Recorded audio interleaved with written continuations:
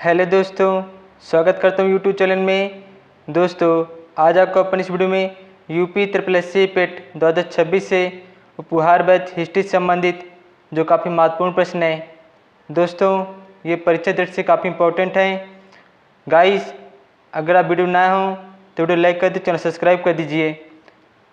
और ये देखते हैं हमारा फर्स्ट क्वेश्चन क्या है गाइस। पूर्ण प्रसार काल के मानव का मुख्य व्यवसाय क्या था? शिकार एवं खाद्य संग्रह था। नेक्स्ट है, पूर्ण प्रसार काल के औजार मुक्ता किससे बनाए जाते थे? पत्थर से बनाए जाते थे। मध्य प्रसार काल की प्रमुख विशेषता क्या थी? सूक्ष्म प्रसारण उपकरण। नेक्स्ट है, नव प्रसारण काल की प्रमुख विशेषता क्या थी? कृषि एवं पशुपालन। अगला है, नव प्रसारण काल में किस प्रकार के पत्थर के औजार प्रयोग किए गए थे? घिसे हुए और पॉलिश किए हुए। नेक्स्ट है, ताम्र प्रसारण काल में किस धातु का प्रयोग शुरू हुआ था? तांबा धातु का प्रयोग हुआ था। मेहरगढ़ किस क्षेत्र के लिए प्रसिद्ध है? प्रारंभिक कृषि और पशुपालन के लिए। मेहरगढ़ वर्तमान में किस देश में स्थित है? पाकिस्तान देश में स्थित है। सिंधु सभ्यता का पूर्वी सीमा स्थल कौन सा था? आलमगीरपुर था। नेक्स्ट है, अगला क्वेश्चन है, आलमगीरपुर किस राज्य में स्थित है? उत्तर प्रदेश राज्य में स्थित है। सिंधु सभ्यता का पश्चिमी सीमा स्थल कौन सा था? सुतकांगेडोर था। सुतकांगेडोर वर्तमान में किस देश में स्थित है? पाकिस्तान देश में स्थित है। सिंधु सभ्यता का उत्तरी सीमा स्थल कौन सा था? मांडा था। मांडा किस क्षेत्र में स्थित है? मांडा जम्मू कश्मीर क्षेत्र में स्थित है। नेक्स्ट है, सिंधु सभ्यता का दक्षिणी सीमा स्थल कौन सा था? दायमाबाद था। दायमाबाद किस राज्य में स्थित है? दायमाबाद महाराष्ट्र राज्य में स्थित है।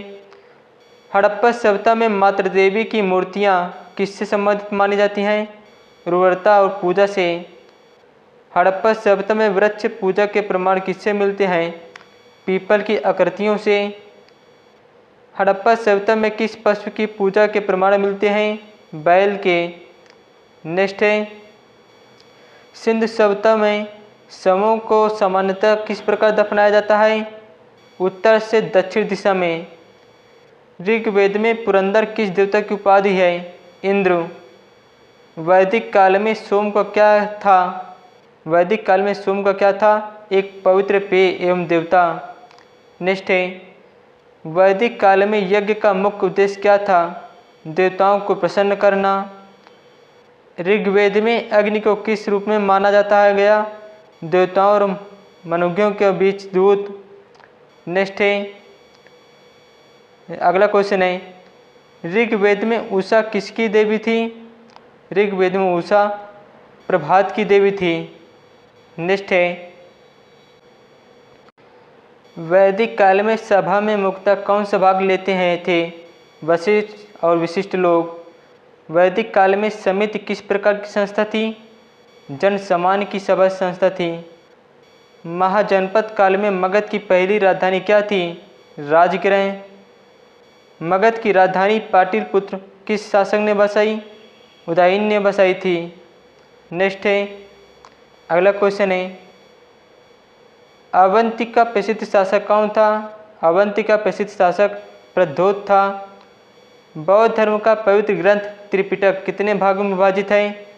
3 भागों में विभाजित है। विनय पिटक में किसका वर्णन है? विनय पिटक में भिक्षुओं के आचार और विनय का। सुत्त पिटक में किसका वर्णन है? बुद्ध के उपदेशों का वर्णन है। अभिधम्म पिटक का संबंध किससे है? अभिधम्म पिटक का संबंध बौद्ध दर्शन से है। नेक्स्ट है, बौद्ध धर्म में निर्वाण का अर्थ क्या है? दुखों से मुक्ति होना। जैन धर्म में अनेकात्वांत का संबंध किससे है? सत्य के अनेक पक्षों से है। जैन धर्म में ईश्वरवाद किस सिद्धांत से संबंधित है? सापेक्ष कथन से। जैन धर्म के प्रथम तीर्थंकर का प्रतीक क्या था? बैल था। महावीर ने किस मार्ग को मुक्ति का साधन बताया? त्रिरत्न ने मुक्ति का साधन बताया था। नेक्स्ट है जैन धर्म का प्रमुख संप्रदाय कौन सा है? दिगंबर और श्वेतांबर। मौर्य कालीन में पाटलिपुत्र का वर्णन किस विदेशी यात्री ने किया? मेगस्थनीज ने किया था। मेगस्थनीज के अनुसार पाटलिपुत्र किस नदी किनारे था? गंगा नदी किनारे था। मौर्य कालीन कला की प्रमुख विशेषता क्या थी? पत्थर पर उत्कृष्ट चमकदार पॉलिश करना। नेक्स्ट है अशोक के स्तंभों पर बने पशु शीर्ष किस कला के उदाहरण है? मौर्य कला के उदाहरण है। अगला क्वेश्चन है बाबर की गुफाएं किस संप्रदाय को दान दी गई थी? आजीविक संप्रदाय की दान की गई थी। आजीविक संप्रदाय के प्रमुख प्रवर्तक कौन थे? मक्कली घोषाल। मौर्य काल में जैन धर्म के संरक्षण किस शासक ने किया? मौर्य काल में जैन धर्म के संरक्षण किस शासक ने किया था? चंद्रगुप्त मौर्य ने किया था। चंद्रगुप्त मौर्य के जैन गुरु कौन थे? चंद्रगुप्त मौर्य के जैन गुरु भद्रबाहु थे। चंद्रगुप्त मौर्य ने जीवन के अंतिम समय में कौन सी धार्मिक परंपरा अपनाई? जैन धर्म की परंपरा अपनाई थी। नेक्स्ट है मौर्य साम्राज्य के बाद दक्षिण भारत में किस शक्तिशाली राजवंश का उदय हुआ था? सातवाहन वंश का उदय हुआ था। नेक्स्ट है अगला क्वेश्चन है सातवाहन वंश के संस्थापक कौन था? सिमुक था। सातवाहनों की प्रमुख राजधानी कौन सी थी? प्रतिष्ठान। सातवाहन काल में किस भाषा का अधिक प्रयोग हुआ? प्राकृतिक भाषा का अधिक प्रयोग हुआ था। सातवाहन शासकों ने किस धर्म को संरक्षण दिया? बौद्ध एवं ब्राह्मण धर्म को संरक्षण दिया था। सातवाहन काल में व्यापारियों के संगठन को क्या कहा जाता है? श्रेणी कहा जाता है। नेक्स्ट है अगला क्वेश्चन है नासिक गुफाएं किस वंश से संबंधित हैं? नासिक गुफाएं सातवाहन वंश से संबंधित हैं। अमरावती कला शैली का विकास किस क्षेत्र में हुआ? अमरावती कला शैली का विकास आंध्र प्रदेश क्षेत्र में हुआ। अमरावती कला मुख्यतः किस धर्म से संबंधित थी? बौद्ध धर्म से संबंधित थी। कुषाणों के समय भारत और किस देश के बीच व्यापार बढ़ा? रोमन साम्राज्य। नेक्स्ट है अगला क्वेश्चन है रेशम मार्ग का संबंध मुख्यतः किस व्यापार से था? रेशम व्यापार से था। कनिष्क के दरबार से संबंधित प्रसिद्ध कवि कौन थे? अश्वघोष थे। सौंदर्यानंद के रचयिता कौन थे? अश्वघोष। नागार्जुन किस दर्शन से संबंधित थे? माध्यमिक दर्शन से संबंधित थे। नागार्जुन किस बौद्ध शाखा के प्रमुख दार्शनिक थे? महायान के। नेक्स्ट है अगला क्वेश्चन है गुप्त काल में किस देवता की पूजा का विशेष विकास हुआ? विष्णु देवता का विकास हुआ था। गुप्त शासकों ने किस धर्म को विशेष संरक्षण दिया? हिंदू धर्म को संरक्षण दिया। गुप्त कालीन मंदिर निर्माण की प्रमुख सामग्री क्या थी? पत्थर थी। गुप्त काल में मूर्ति कला का प्रमुख केंद्र कौन सा था? मथुरा था। अगला क्वेश्चन है गुप्त कालीन बुद्ध प्रतिमाओं का प्रसिद्ध केंद्र कौन सा था? सारनाथ था। गुप्त काल में शिक्षा का प्रमुख केंद्र कौन सा था? नालंदा। आर्यभट्ट ने ग्रहण के संबंध में क्या वैज्ञानिक विचार दिया? ग्रहण को वैज्ञानिक कारणों से समझाया गया था। वराहमिहिर किस क्षेत्र के प्रसिद्ध विद्वान थे? खगोल विज्ञान थे। वराहमिहिर की प्रसिद्ध रचना कौन सी है? बृहद संहिता। नेक्स्ट है अगला क्वेश्चन है पंत सिद्धांत के लेखक कौन थे? वराहमिहिर थे। अमरकोश के लेखक कौन थे? अमर सिंह थे। नेक्स्ट है अमर सिंह किस काल से संबंधित थे? गुप्त काल से संबंधित थे। गुप्त काल में किस कला का विशेष विकास हुआ? मूर्तिकला एवं वास्तुकला का विकास हुआ था। गुप्तकालीन चित्रकला का प्रसिद्ध उदाहरण कहाँ मिलता है? अजंता मिलता है। अजंता की अधिकांश चित्रकला किस विषय से संबंधित है? जातक कथाएं से। नेक्स्ट है अगला क्वेश्चन है, जातक कथाएं किससे संबंधित हैं? बुद्ध के पूर्व जन्मों से। हर्षवर्धन ने किस धर्म को संरक्षण दिया था? बौद्ध धर्म को संरक्षण दिया था। हर्ष के समय कन्नौज में कौन सी सभा आयोजित हुई थी? धार्मिक सभा आयोजित हुई थी। हर्ष के समय भैरयाग्नि में होने वाले दान समारोह को किस नाम से जाना जाता था? महामोक्ष परिषद के नाम से जाना जाता था। नेक्स्ट है अगला क्वेश्चन, हर्षवर्धन की मृत्यु के बाद कौन नौज किस प्रभाव बढ़ा? यशोवर्मन के प्रभाव बढ़ा। दक्षिण भारत में चोलों की शक्ति का केंद्र कौन सा क्षेत्र था? कावेरी घाटी। चोलों की नौसैनिक शक्ति किसके लिए प्रसिद्ध थी? समुद्री व्यापार एवं अभियानों के लिए। राजेंद्र चोल प्रथम ने किस क्षेत्र का एक विजय अभियान चलाया था? गंगा क्षेत्र तक चलाया था। अगला क्वेश्चन है, राजेंद्र चोल प्रथम ने अपनी नई राजधानी कहाँ स्थापित की? गंगईकोंडचोलपुरम ने। पल्लवों और चालुक्यों के बीच संघर्ष का मुख्य क्षेत्र कौन सा था? दक्कन एवं दक्षिण भारत। एलोरा का कैलाश मंदिर किस स्थापत्य शैली का उदाहरण है? शैलकट वास्तुकला का उदाहरण है। राष्ट्रकूट शासक अमोकवर्ष किस क्षेत्र में प्रसिद्ध था?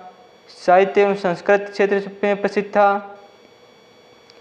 नेक्स्ट है अगला क्वेश्चन है, अमोकवर्ष ने कौन सा प्रसिद्ध ग्रंथ लिखा था? कविराज मार्ग ने लिखा था। कविराज मार्ग किस भाषा का ग्रंथ है? कन्नड़ भाषा का ग्रंथ है। पाल शासक बौद्ध धर्म की किस शाखा के संरक्षक थे? महायान शासक के संरक्षक थे। पाल काल में कौन सी कला की शैली प्रसिद्ध हुई? पाल कला शैली प्रसिद्ध हुई थी। विक्रमशिला विश्वविद्यालय किस नदी के तट के निकट था?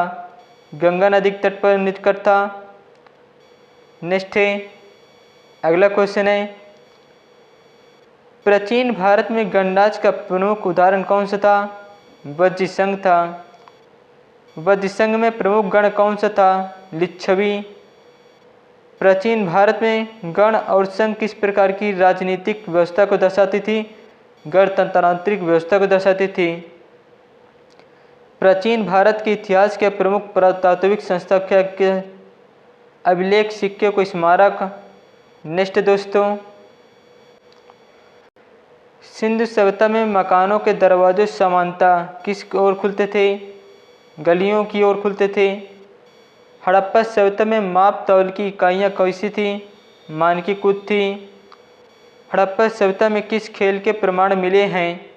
पासे के खेल के प्रमाण मिले हैं। हड़प्पा सभ्यता के लोग किस प्रकार के वस्त्र बनाते थे? सूती वस्त्र बनाते थे। नेक्स्ट है अगला क्वेश्चन है, सिंधु सभ्यता में आभूषण बनाने के लिए किस पत्थर का प्रयोग होता था? कार्नेलियन पत्थर का प्रयोग होता था। हड़प्पा सभ्यता में मणिके बनाने का प्रमुख केंद्र कौन सा था? चन्होद्रो। चन्होद्रो किस नदी के पास स्थित था? सिंध नदी की सहायक धारा के क्षेत्र में। हड़प्पा सभ्यता में तांबे के रथ का प्रमाण कहाँ मिला? दायमाबाद में। नेक्स्ट है, सिंधु सभ्यता में शवयान की प्रमुख प्रथा क्या थी? दफनाना। हड़प्पा सभ्यता की सबसे प्रमुख विशेषता क्या थी? सुव्यवस्थित नगर योजना। वैदिक काल में ऋतु का अर्थ क्या था? ब्रह्मांडीय एवं नैतिक व्यवस्था था। ऋग्वेद में दशरयाग युद्ध किस नदी के तट पर हुआ था? परुष्णी नदी के तट पर हुआ था। परुष्णी नदी का आधुनिक नाम क्या था? रावी नदी था। 10 राग युद्ध में विजयी राजा कौन था? सुदास था। नेक्स्ट है अगला क्वेश्चन है, सुदास किस जन से संबंधित था? भारत जन से संबंधित था। वैदिक काल में निष्क क्या था? एक प्रकार का आभूषण, मूल्यवान धातु। उत्तर वैदिक काल में किस क्षेत्र को कुरु पंचाल कहा जाता था? गंगा यमुना दोआब का क्षेत्र। उत्तर वैदिक काल में प्रमुख राजनीतिक इकाई क्या बनी? जनपद बनी। नेक्स्ट है अगला क्वेश्चन है, उत्तर वैदिक साहित्य में अयस शब्द किस धातु के लिए प्रयुक्त हुआ? धातु तामा एवं कांसा के लिए। वैदिक काल में अश्वमेघ यज्ञ किससे संबंधित था? राजकीय सत्ता एवं विस्तार से। 16 महाजनपदों में सबसे शक्तिशाली महाजनपद कौन सा बना? मगध बना था। मगध के उत्थान में किस नदी घाटी विशेष योगदान था? गंगा घाटी। हंसक वंश का प्रसिद्ध शासक कौन था? बिम्बिसार था। नेक्स्ट है, अगला क्वेश्चन है, बिम्बिसार ने किस महाजनपद को मगध में मिलाया था? अंग में। अजातशत्रु के समय मगध की शक्ति किस सैन्य विस्तार के कारण? नेक्स्ट है, पाटलिपुत्र को किस नदी के संगम क्षेत्र में बसाया गया था? गंगा और सोन नदी में बसाया गया था। बौद्ध धर्म में माध्यम मार्ग का अर्थ क्या है? अति से बचने का मार्ग है। बुद्ध के अनुसार दुख का मुख्य कारण क्या था? तृष्णा था। बुद्ध के अनुसार दुख का निरोध किससे संभव है? तृष्णा के निरोध से। नेक्स्ट है, बौद्ध धर्म में संघ किसका संगठन था? भिक्षु एवं भिक्षुणियों का। अगला क्वेश्चन है, जैन धर्म में महावीर को किस नाम से जाना जाता था? वर्धमान नाम से जाना जाता था।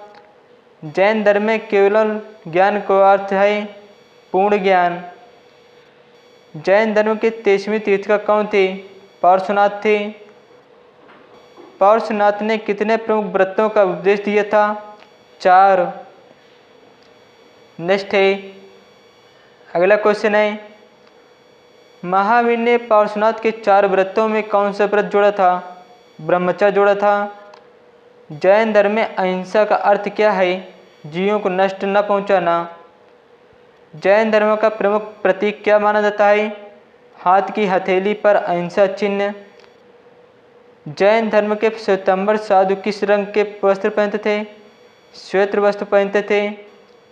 नेक्स्ट है, अगला क्वेश्चन है, जैन धर्म के दिगंबर साधु किस बात के लिए प्रसिद्ध हैं?